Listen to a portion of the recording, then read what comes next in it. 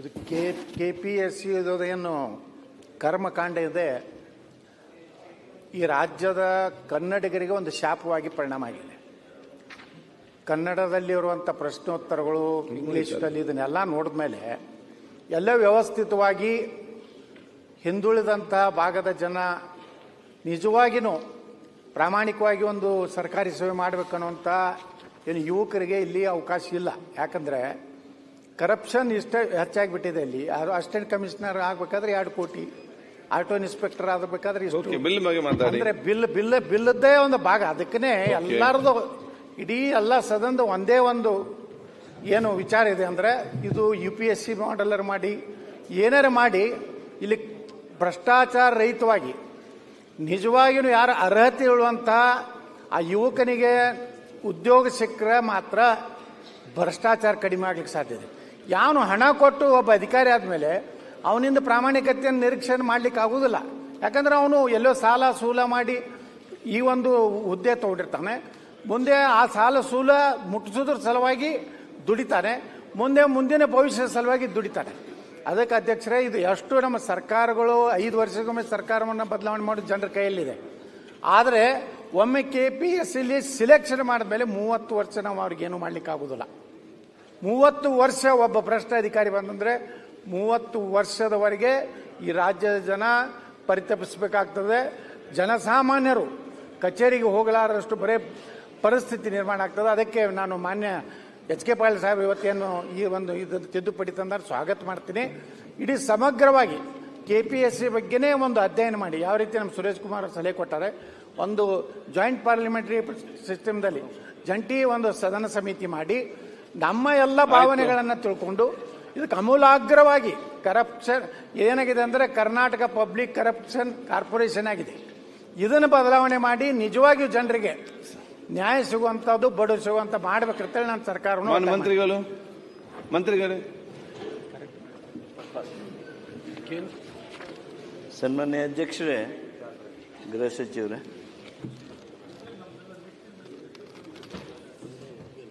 ಸನ್ಮಾನ್ಯ ವಿರೋಧ ಪಕ್ಷದ ನಾಯಕರು, ಹಿರಿಯ ಸಚಿವರ ಶಾಸಕರಾಗಿರ್ತಕ್ಕಂಥ ಆತ್ಮೀಯರಾದ ಸುರೇಶ್ ಕುಮಾರ್ ಅವರು, ಜ್ಞಾನೇಂದ್ರ ಅವರು, ತನ್ವೀರ್ ಶೇಟ್ ಅವರು, ಬಾಲಕೃಷ್ಣ ಅವರು, ಅಶ್ವಥ್ ನಾರಾಯಣರು, ಬಸನಗೌಡ ಪಾಟೀಲ್ ಯತ್ನಾಳ್ ಅವರು ವಿವರವಾಗಿ ತಮ್ಮ ಅಭಿಪ್ರಾಯಗಳನ್ನು ಹೇಳಿದ್ದಾರೆ. ಹಾಗೂ ಬಿಲ್ಲನ್ನು ಸ್ವಾಗತ ಮಾಡಿದ್ದಾರೆ. ನಾನು ಹೆಚ್ಚಿನ ವಿವರಣೆಗೆ ಹೋಗುವ ಮೊದಲು ನಾನು ಒಂದು ಮಾತು ತಮಗೆ ಪ್ರಸ್ತಾಪ ಮಾಡೋದು ನಾನು ಬರೆದೆ. ಯಾಕಂದರೆ ಇತರೆ ಅಂತೇಳಿ ಇದ್ದಲ್ಲೇ ಅದು ಮುಂದಿತ್ತದು. This bill becomes more important because we are removing the provision of consultation of making rules. ಇಲ್ಲಿವರೆಗೆ ನಾವು ಏನರ ರೂಲ್ಸನ್ನು ಬದಲಾವಣೆ ಮಾಡಬೇಕಾದ್ರೆ ನಾವು KPSCಯನ್ನು ಕನ್ಸಲ್ಟ್ ಮಾಡಬೇಕು ಅಂತ ಕಾನೂನಿತ್ತು. ಹಾಗಾಗಿ ನಿಮಗೆ ಗೊತ್ತಿದೆ, ಅವು ರೂಲ್ಸ್ ಬದಲಾವಣೆನ ಆಗಲಿಲ್ಲ, ಹಾಗೆ ನಡ್ಕೊಂಡು ಬಂತು. ತಾವೇನು ಅಭಿಪ್ರಾಯಗಳನ್ನು ವ್ಯಕ್ತ ಮಾಡಿದಿರಿ, ಆ ಅಭಿಪ್ರಾಯಗಳಿಗೆ ಸರ್ಕಾರ ಅಲ್ಗಳೆಯೋದಕ್ಕೆ ಸಾಧ್ಯವೇ ಇಲ್ಲ.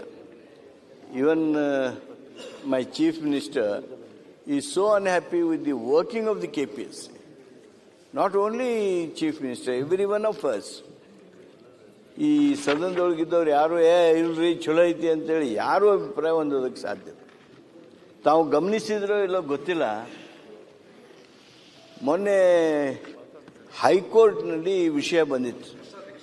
ಕೃಷ್ಣ ದೀಕ್ಷಿತ್ ಅವ್ರದ್ದು ಅಂದರೆ ಎಲ್ಲಿವರೆಗೆ anguish of a judge, frustration of a judge for the well being of the society, ಎಲ್ಲಿವರೆಗೆ ಹೇಳಿದರು ಅಂದರೆ ಕನಿಷ್ಠ 50% ನೀವು ಪ್ರಾಮಾಣಿಕವಾಗಿ ಮಾಡಬೇಕೋ ಇಲ್ರೋ. ಅವ್ರೇನು ಶಬ್ದ ಯೂಸ್ ಮಾಡಿದ್ರು ಅದನ್ನು ಹೇಳ್ರಿ ಅಂತ. ಆ ಶಬ್ದಗಳನ್ನು ನಾನು ಹೇಳಕ್ಕೆ ಹೋಗೋದಿಲ್ಲ. But I congratulate him. ಯಾಕಂದ್ರೆ ನಾವು ಇವತ್ತು ಸಂವಿಧಾನ ಇಟ್ಕೊಂಡು ನಾವು ಮಾತಾಡಬೇಕಾಗ್ತದೆ, ಅದು ನಮ್ಮ ಜವಾಬ್ದಾರಿ. 314ರಿಂದ 318ರವರೆಗೆ ಏನು KPSC ಬಗ್ಗೆ ಕಾನ್ಸ್ಟಿಟ್ಯೂಷನಲ್ ಪ್ರೊವಿಷನ್ಸ್ ಇವೆ, ಈ ಪ್ರೊವಿಷನ್ಸ್ ಕೆಳಗೆ we the legislature, state legislature or the state governments are so weak. ನಾವು ಯಾರನ್ನ ತೆಗಿಬೇಕು ಅಂದ್ರೆ subject to the provisions of clause 3, the chairman or any other member of Public Service Commission shall only be removed from his office by order of the President on the ground of misbehavior after Supreme Court on reference being made to it by the President has on inquiry held in accordance with the procedure prescribed in that behalf under Article 145 reported that the chairman or such other member as the case may be ought on any such ground to be removed. ಅಂದ್ರೆ ಆ ಜೀವನದಾಗ ಅಸಾಧ್ಯ, ಜೀವನದಾಗ ಆಗೋದಿಲ್ಲ. This is the predicament. ಇದೊಂದು ರೀತಿ ನಮಗೆ ಇರ್ತಕ್ಕಂಥ ಅಡಚಣೆ. ಅದನ್ನು ಸಂವಿಧಾನ ತಿದ್ದುಪಡಿ ಮಾಡಬೇಕಾದವರು ಸಂಬಂಧಿತ ಸಂದರ್ಭದಲ್ಲಿ ಆ ಕೆಲಸ ಮಾಡಬೇಕು ಅನ್ನೋದನ್ನು ಸಹಿತ ನಾ ಈ ಸಂದರ್ಭದೊಳಗೆ ಹೇಳ್ತಾ, ಈ ರೂಲ್ಸ್ ಚೇಂಜ್ ಮಾಡೋದ್ರೊಳಗೆ ನಾವೇನಿವತ್ತು ಅವ್ರನ್ನ ಕನ್ಸಲ್ಟೇಷನ್ ಮಾಡಬೇಕಂತಿತ್ತು ಅದನ್ನು ನಾವು ಕೈ ಬಿಟ್ಬಿಟ್ಟಿದ್ದೇವೆ. ಇವತ್ತು ನೀವು ಪಾಸ್ ಮಾಡಿಕೊಟ್ರಿ ಅಂದರೆ ಅದನ್ನ ಕೈ ಬಿಟ್ಟಂಗೆ ಕೌನ್ಸಿಲ್ನಲ್ಲಿ ಮತ್ತು ನಮ್ಮ ಈ ಬಿಲ್ ಪಾಸ್ ಆಗಬೇಕು. ಅದಾದಾಗ ನಮ್ಮ ಮೇಲೆ ಹೆಚ್ಚಿನ ಜವಾಬ್ದಾರಿ ಬೀಳ್ತದೆ. Government will have more responsibility and powers. ಅವಾಗ ನಾವು ಹಿಂಗೆ ನೀವು ಕೆಲಸ ಮಾಡಿರಿ, ಹಿಂಗೆ ನೀವು ಕೆಲಸ ಮಾಡಿರಿ ಅಂತೇಳಿ ಹೇಳೋದಕ್ಕೆ ಸಾಧ್ಯ ಆಗುತ್ತೆ, ಒಂದು ಹೆಜ್ಜೆ ಮುಂದೆ ಹೋಗೋದಕ್ಕೆ ಆಗ್ತದೆ.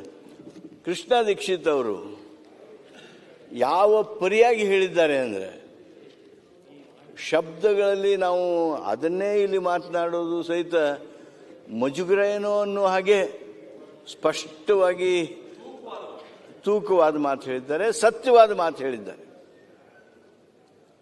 ಆ ಕೋರ್ಟ್ ನೊಳಗೆ ಅಬ್ಸರ್ವೇಷನ್ಸ್ ಏನು ಬಂದಿವೆ with records, not just small observations. ನಾನು ಇಷ್ಟೇ ಕೇಳ್ತೀನಿ, ಇಂಥ ಸಂದರ್ಭದೊಳಗೆ ನಾವು ಇಲ್ಲಿ ಲೆಜಿಸ್ಲೇಚರ್ದೊಳಗೆ ಯಾರ ತಪ್ಪು ಮಾಡಿದ್ರೆ, ಮಂತ್ರಿ ಯಾರ ತಪ್ಪು ಮಾಡಿದ್ರೆ ಏನು ಕೇಳ್ತೀವಿ ನಾವು? ನೀವು ರಾಜೀನಾಮೆ ಕೊಡ್ರಿ, ನಿಮಗೆ ಆತ್ಮಸಾಕ್ಷಿ ಐತೆಯೋ ಇಲ್ಲೋ, ನೀವು ಯಾಕೆ ಕೊಡಬಾರ್ದು? ಈ ಪ್ರಶ್ನೆ ಸಹಜವಾಗಿ ಕೇಳ್ತೇವಲ್ಲ. ಇವತ್ತು ಆತ್ಮಸಾಕ್ಷಿ ಇದು ಕೇವಲ ರಾಜಕಾರಣಿಗಳಿಗೆ ಮಾತ್ರನಾ? When everyone knows that these are the lekhinas, these are the corrupt practices going on. Here is a KPSC which cannot conduct examination. Here is a KPSC which cannot even give a translated right copy to the candidates who are appearing for examination. ಇಷ್ಟೆಲ್ಲ ಆದಾಗ ಆತ್ಮಸಾಕ್ಷಿ ವಿಚಾರ KPSC ಅವ್ರಿಗೆ ಬರಬಾರ್ದ? S, ಹಿಂದಿನ ಸರ್ಕಾರದವ್ರು ಮಾಡ್ಯಾರ, ನಮ್ಮ ಸರ್ಕಾರದವ್ರು ಮಾಡ್ಯಾರ, ಅದಕ್ಕಿಂತ ಮೊದಲಕ್ಕೆ ಮಾಡ್ಯಾರ, ಯಾರು ಮಾಡಿದಾರೆ ನೇಮಣಿಕೆ. ಆದರೆ ಇಷ್ಟೆಲ್ಲ ತಪ್ಪು ಎಸಗಿದಾಗ ಆತ್ಮಸಾಕ್ಷಿಯ ವಿಚಾರ ನಮ್ಮ ಲೆಜಿಸ್ಲೇಚರ್ನಾಗ ಇಷ್ಟು ಮಾತಾಡ ಏನು ಅಂದ್ರೆ, ಒಂದ್ ಕಡೆ ಆಫೀಸಲ್ಲಿ ನೋಡಿದ್ದೆ, keep your footwear and ego outside and enter ಅಂತ. ಇವ್ರು KPSC ಒಳಗಡೆ ಹೋಗುವಾಗ ಆತ್ಮಸಾಕ್ಷಿನ ಆಚೆನೆ ಇಟ್ಬಿಟ್ಟು ಅಥವಾ ಬ್ಯಾಂಕ್ ಲಾಕರ್ ಇಟ್ಬಿಟ್ಟು ಒಳಗಡೆ ಹೋಗ್ತಾರೆ. ಅದು ಪ್ರಾಬ್ಲಮ್ ಹೋಗ್ತಾರೆ. ಅಲ್ಲ, ಅದು ಇನ್ನೂ ಅಷ್ಟು ಪೂರ್ಣ ವಿಶ್ವಾಸ ಕಳ್ಕೊಂಡಿವಿ ಅಂತ ಆಗೋದು ಬೇಡ. ಆದರೆ ಇಷ್ಟು ನಾನು ಈ ಸಂದರ್ಭದಲ್ಲಿ ಈ ಸದನ ಒಪ್ಪೋದಾದ್ರೆ ಇನ್ನೂ ಐತೆ ಆತ್ಮ ಅಲ್ಲ ಸಚಿವರೇ, KPSC ಬಗ್ಗೆ ಇನ್ನೂ ಆತ್ಮವಿಶ್ವಾಸ ಇದೆಯಾ? ಪೂರಾ ಕಳ್ಕೊಂಡಿದೆ, ಪೂರಾ ರಿಪೇರಿ ಮಾಡಿ, ಚೆನ್ನಾಗಿ ರಿಪೇರಿ ಮಾಡಿ, ಎಲ್ಲ ಏನೇನ್ ಮಾಡ್ಕೋಬೇಕು ಈಗ ತಂದಿದ್ದೀರಲ್ಲ ಆ ರೀತಿ ಕಾನೂನು ತಂದು ಇನ್ನೂ ಪೂರ್ಣ ಪ್ರಮಾಣದಲ್ಲಿ ಮಾಡಿ. ಎಲ್ಲ ಜನ ಆಡ್ಕೊತಾ ಇದ್ದಾರೆ, ಓದ್ಯಂತ ನಿರುದ್ಯೋಗಿ ಪದವೀಧರರೆಲ್ಲ ಚೀಮಾರಿ ಆಗ್ತಾ ಇದ್ದಾರೆ. ಈ ಸದನ ಒಪ್ಪೋದಾದ್ರೆ let us tell KPSC that ಆತ್ಮಸಾಕ್ಷಿಯಿಂದ ನಡ್ಕೊಳ್ಳಿ. ಈ ಎಲ್ಲ ಟೀಕೆ ಟಿಪ್ಪಣಿ ಈ ಎಲ್ಲ ಆರೋಪಗಳ ಹಿನ್ನೆಲೆಯೊಳಗೆ, ನಿಮ್ಮ ಅದಕ್ಷತೆಯ ಹಿನ್ನೆಲೆಯೊಳಗೆ ತಾವು ರಾಜೀನಾಮೆ ಕೊಟ್ಟರೆ ಸರ್ಕಾರಗಳು ಸರಿಯಾಗಿ ಜನರ ಸ್ಪಂದನೆ, ಜನರ ಬಯಕೆ, ನಿರೀಕ್ಷೆಯಂತೆ ಕೆಲಸ ಮಾಡೋದಕ್ಕೆ ಸಾಧ್ಯ ಆಗ್ತದೆ. ನಾನು ನಮ್ಮ ಅಭಿಪ್ರಾಯ ಇದು ಅಂತಲ್ಲ, ಅಥವಾ ಸುರೇಶ್ ಕುಮಾರ್ ಅವರು ಹೇಳಿದರು, ವಿರೋಧ ಪಕ್ಷದವರು ಹೇಳಿದರು ಅಂತಲ್ಲ. ಇದು ಸಾರ್ವಜನಿಕರ ಅಭಿಪ್ರಾಯ, ಪತ್ರಿಕೆಯವರ ಅಭಿಪ್ರಾಯ, ಕೋರ್ಟ್ನ ಅಭಿಪ್ರಾಯ. ಆಮೇಲೆ ತಪ್ಪುಗಳೆಲ್ಲ ಏನು ಕನ್ನಡದ್ದು ಏನು ಬಂದು, ಇಂಗ್ಲೀಷ್ ಏನು ಬಂದು ಎಲ್ಲ ನಾವು ನೋಡಿಬಿಟ್ಟಿದ್ದೇವಲ್ಲ. ಇಷ್ಟೆಲ್ಲ ಆದಮೇಲೆ ಅವ್ರಿಗೆ ಉತ್ತರ ಹೇಳೋದಕ್ಕೆ ಅವಕಾಶ ಬೇಕಾ? ಅದಕ್ಕೆ ಆತ್ಮಸಾಕ್ಷಿ ನಿಮ್ಮ ಹತ್ರ ಬರಲಿ, KPSC ಅವರ ಹತ್ರ. ಸರ್ಕಾರಕ್ಕೆ ಒಂದು ಉತ್ತಮ ವ್ಯವಸ್ಥೆ ನಿರ್ಮಾಣ ಮಾಡೋದಕ್ಕೆ ಅನುವು ಮಾಡಿಕೊಡಿ. ಸಂವಿಧಾನ ನಮ್ಮನ್ನು ಕೈ ಹಿಡಿದು ಬಿಡ್ತಂಗೆ. We can't take action against any officer, any KPSC member. No, but that is why ಆ ಪ್ರಾವಿಷನ್ ಅಡಿನಲ್ಲೇನೆ ನಾನು ಹೇಳ್ದಂಗ್ಲೇ ಆಗ್ಲೇ ಮಹಾರಾಷ್ಟ್ರ ಪಬ್ಲಿಕ್ ಸರ್ವಿಸ್ ಕಮಿಷನ್ ಬಗ್ಗೆ ಒಂದು ಕೂಡ ಈ ರೀತಿ ಕೇಳಿ ಬರ್ದಲ್ಲ. ಅದಕ್ಕೋಸ್ಕರ ಹೇಳ್ತಾರೋ, under those provisions only, under that bracket we have to find out. ನಾವು ಇಲ್ಲಿರೋದು ಸೊಲ್ಯೂಷನ್ಸ್ಗೆ ಪ್ರಾಬ್ಲಮ್ಸ್ ಕೊಡಕ್ಕಲ್ಲ, ಪ್ರಾಬ್ಲಮ್ಸ್ಗೆ ಸೊಲ್ಯೂಷನ್ಸ್ ಹುಡ್ಕೋಕ್ಕೋಸ್ಕರ. I fully agree with you Suresh Kumar. ನಾನು ಅದಕ್ಕೆ ಹೇಳಿದೆ, ಈ ಸಂವಿಧಾನದ ಮುಖಾಂತರಂತೂ ನಮಗೆ ಯಾವುದೂ ಹಕ್ಕುಗಳಿಲ್ಲ ಅಥವಾ ಯಾವುದೂ ಅವಕಾಶಗಳಿಲ್ಲ. ಆದರೆ ಅದನ್ನು ಸರಿಪಡಿಸೋದಕ್ಕೆ ಏನು ಮಾಡ್ಬೋದು ಅಂಥೇಳಿ ನಾವು ಈಗ ಆ ರೂಲ್ಸ್ ಮೇಕಿಂಗ್ ಫುಲ್ ಅಥಾರಿಟಿನ ನಾವು ಇಟ್ಕೊಂಡಿವಿ ವಿತ್ ದಿಸ್ ಅಮೆಂಡ್ಮೆಂಟ್. ಇದರಿಂದ ಒಂದು 4-8 ಹೆಜ್ಜೆ ಮುಂದೆ ಹೋಗೋದಕ್ಕೆ ಅವಕಾಶ ಇದೆ. ಆ ಅವಕಾಶವನ್ನು ನಾವು ಬಳಕೆ ಮಾಡಿಕೊಳ್ಳೋಣ. ಇದು ಒಂದು ಉತ್ತಮವಾಗಿರ್ತಕ್ಕಂಥ ಆರೋಗ್ಯಕರ ಚರ್ಚೆ ಮಾಡಿ ತಾವು ಬಿಲ್ಲನ್ನು ಸ್ವಾಗತ ಮಾಡಿದಿರಿ, ಅದಕ್ಕಾಗಿ ತಮಗೆ ವಂದನೆಗಳು. ಈಗ ವಿಧೇಯಕವನ್ನು ಖಂಡಾಗಿ ಮತಕ್ಕೆ ಹಾಕುತ್ತೇನೆ. 2ರಿಂದ 9ರವರೆಗಿನ ಖಂಡಗಳು ವಿಧೇಯಕದ ಅಂಗವಾಗಿರಬೇಕೆನ್ನುವುದು ಸಭೆಯ ಮುಂದಿರುವ ವಿಷಯ. ಪ್ರಸ್ತಾವದ ಪರವಾಗಿರುವ ಹೌದು ಎಂದು ಸೂಚಿಸಬೇಕು. ಪ್ರಸ್ತಾವದ ವಿರೋಧವಾಗಿರುವ ಇಲ್ಲ ಎಂದು ಸೂಚಿಸಬೇಕು. ಪ್ರಸ್ತಾವ ಹೌದು ಅನ್ನೋದು ಪರವಾಗಿದೆ ಎಂದು ಭಾವಿಸುತ್ತೇನೆ. ಪ್ರಸ್ತಾವ ಹೌದು ಅನ್ನೋದು ಪರವಾಗಿದೆ. ಪ್ರಸ್ತಾವಕ್ಕೆ ಒಪ್ಪಿಗೆ ದೊರಕಿದೆ. 2ರಿಂದ 9ರವರೆಗಿನ ಖಂಡಗಳು ವಿಧೇಯಕದ ಅಂಗವಾದವು. 1ನೇ ಖಂಡ ಹೆಸರು ಮತ್ತು ಅವತರಣಿಕೆ ವಿಧೇಯಕದ ಭಾಗವಾಗಬೇಕೆಂಬುದು ಸಭೆಯ ಮುಂದಿರುವ ವಿಷಯ. ಪ್ರಸ್ತಾವದ ಪರವಾಗಿರುವ ಹೌದು ಎಂದು ಸೂಚಿಸಬೇಕು. ಪ್ರಸ್ತಾವದ ವಿರೋಧವಾಗಿರುವ ಇಲ್ಲ ಎಂದು ಸೂಚಿಸಬೇಕು. ಪ್ರಸ್ತಾವ ಹೌದು ಅನ್ನೋದು ಪರವಾಗಿದೆ ಎಂದು ಭಾವಿಸುತ್ತೇನೆ. ಪ್ರಸ್ತಾವ ಹೌದು ಅನ್ನೋದು ಪರವಾಗಿದೆ. ಪ್ರಸ್ತಾವ ಅಂಗೀಕರಿಸಲ್ಪಟ್ಟಿದೆ. 1ನೇ ಖಂಡ ಹೆಸರು ಮತ್ತು ಅವತರಣಿಕೆ ವಿಧೇಯಕದ ಅಂಗವಾಗಿದೆ. ಮಾನ್ಯ ಮಂತ್ರಿಗಳು ಮಂಡಿಸು. ಸನ್ಮಾನ್ಯ ಅಧ್ಯಕ್ಷರೇ, ಈ ಮಸೂದೆಯನ್ನು ಅಂಗೀಕರಿಸಬೇಕು ಅಂತೇಳಿ ತಮ್ಮಲ್ಲಿ ವಿನಂತಿ ಮಾಡಿ ಪ್ರಸ್ತಾವನೆ ಮಂಡಿಸಲಾಗಿದೆ. ಅದನ್ನೀಗ ಸಭೆ ಮತಕ್ಕೆ ಹಾಕುತ್ತೇನೆ. 2020 ಸಾಲಿನ ಕರ್ನಾಟಕ ಲೋಕಸೇವಾ ಆಯೋಗ ವ್ಯವಹಾರ ನಿವಾರಣೆ ಮತ್ತು ಹೆಚ್ಚುವರಿ ಪ್ರಕ್ರಿಯೆಗಳು ತಿದ್ದುಪಡಿ ವಿಧೇಯಕವನ್ನು ಈ ಸಭೆ ಅಂಗೀಕರಿಸಬೇಕು. ಪ್ರಸ್ತಾವದ ಪರವಾಗಿರುವ ಹೌದು ಎಂದು ಸೂಚಿಸಬೇಕು. ಪ್ರಸ್ತಾವದ ವಿರೋಧವಾಗಿರುವ ಇಲ್ಲ ಎಂದು ಸೂಚಿಸಬೇಕು. ಪ್ರಸ್ತಾವ ಹೌದು ಅನ್ನೋ ಪರವಾಗಿದೆ ಎಂದು ಭಾವಿಸುತ್ತೇನೆ.